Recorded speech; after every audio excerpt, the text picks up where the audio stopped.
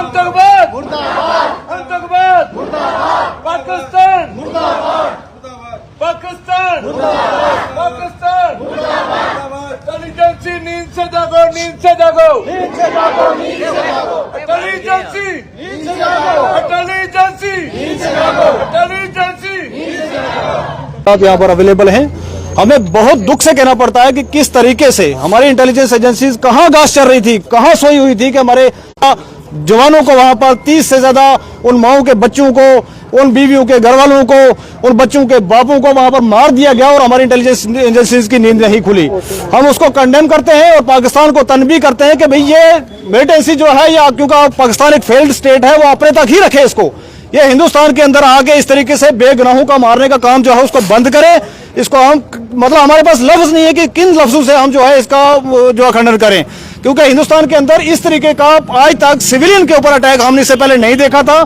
ये जो इस दौर के अंदर इतनी बौखलाहट आ चुकी है मिलिटेंसी के अंदर और मिलिटेंटों के अंदर, इनकी एजेंसीज के अंदर इतनी बौखलाहट आ चुकी है कि भाई आज आप सिविलियन की किलिंग कर रहे हो, सिविलियंस को मार रहे हो, उन सिविलियंस को जिनकी वजह से कश्मीरियों की, जम्मू कश्मीर के लोगों की रोजी रोटी चलती है। अगर आप उनको इस तरीके से मारेंगे और हम कतल बर्दाश्त नहीं करेंगे, वही एक क्लियर मैसेज देने के लिए आज हम यहाँ पर इकट्ठे हुए हैं। और हम आपके विश्वास से, होम मिनिस्टर साहब से, अमित शाह जी से, नरेंद्र मोदी जी से एक बात कहना चाहते हैं कि हम आपके साथ कंधे से कंधा मिला के खड़े हैं, लेकिन इस जहर का, इसका कोई इलाज जो है, परमानेंट सोल्यूशन जो है वो ढूंढा जाए। क्योंकि बीच बीच में गैप में आके हमारे सिविलियन को मारा जाता है, हमारे जवानों को मारा जाता है, हमारे एजेंसीज के लोगों को मारा जाता है यहाँ पर। तो ये बिल्कुल कंडेमेबल। हम कितनी बार कंडेम करेंगे। आज कितनी माएँ थी जिनकी गोदें उजड़ गई हैं, कितने बच्चे थे जो यतीम हो चुके हैं, कितने लोग थे जिनके अंदर कोई सपने थे कि अपनी मतलब ऐसे दौर के अंदर जहां पर आदमी के पास मरने जीने के लिए टाइम नहीं है, वहां से अगर कोई 2 दिन का टाइम निकाल के अपना को प्राइवेट यहाँ पर थोड़ा सा एंजॉय करने के लिए आया और उसको आपने गोलियों से छलनी कर दिया और मार दिया।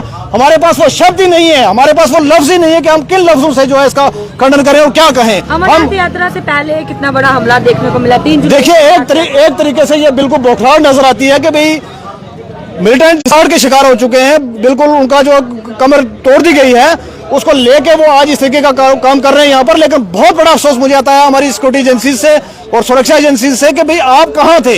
ऐसे टूरिस्ट हॉटस्पॉट जहां पर के इतने सारे लोग आते हैं, वहां की सिक्योरिटी क्यों नहीं की गई, वहां पर सिक्योरिटी का लैप्स क्यों हुआ। इसका जवाबदार जो है वो मैं समझता हूँ कि यहाँ के ऑनरेबल एलजी साहब, चीफ मिनिस्टर साहब, जिनके पास भी ये अदारे हैं, वो सब इसका जवाब दें। और होम मिनिस्टर साहब से हम कहेंगे, जनाब अगर आपसे नहीं संभलता है, हमारे बच्चों को और ना मरवाया जाए, आप रिजाइन करें। अगर आपसे नहीं संभलता है, एक तरफ आप जो है पार्लियामेंट के अंदर खड़े होकर कहते हैं कि देखिए हमने जो है इस तरीके से मिलिटेंसी की कमर तोड़ दी और मिलिटेंसी को खत्म कर दिया है, और दूसरी तरफ हमारी इंटेलिजेंस कहती है कि हम दुनिया की नंबर 1 इंटेलिजेंस एजेंसी हैं। और हमारी इंटेलिजेंस एजेंसी कहाँ सो रही थी कि भाई वो कहाँ से घुसे, कहाँ से हथियार पहुंचे, कहाँ से बॉर्डर पार की और वो ऐसे हॉटस्पॉट पे पहुंचे जहाँ सिविल लोग जो है वो घूम रहे थे और इतनी बड़ी तादाद में। अगर ऐसे ही हालात रहे तो क्या लगता है आपको जम्मू कश्मीर का जो टूरिज्म है उसके ऊपर काफी ज्यादा व्यापारी वर्ग पर असर पड़ेगा इन चीजों से? देखिए, जम्मू कश्मीर का टूरिज्म, जम्मू कश्मीर का व्यापारी वर्ग तो पहले से मरा पड़ा है, और अगर इस तरीके से ये हालात रहेंगे, यहाँ पर सिविलियन की किलिंग की जाएगी, लोगों को टारगेट किया जाएगा, तो इसके बाद मैं समझता हूँ कि जम्मू कश्मीर के अंदर कुछ नहीं बचेगा। जो बचा कुचा था वो भी खत्म हो जाएगा। ऑलरेडी बेरोजगारी जो हमारी पीक पे है, उसको देखते हुए हम आपकी विश्वास से या होम मिनिस्टर साहब तक ये पहुंचाना चाहते हैं, नरेंद्र मोदी जी पहुंचाना चाहते हैं कि जम्मू कश्मीर का मुसलमान आपके साथ खड़ा है। लेकिन अगर आपसे नहीं संभल रहा है तो आपको रिजाइन कर देना चाहिए। अगर आप संभाल सकते हैं तो संभालिए। हमारे लोगों को क्यों इस तरीके से दिन दहाड़े दोपहर को गोलियां चला के कोई ऐसी जगह पे, एक ऐसे हॉटस्पॉट पे जहां पर इतने सारे लोग आते हैं, वहां पर मार दिया जाता है। तो ये हम कतल बर्दाश्त नहीं करेंगे।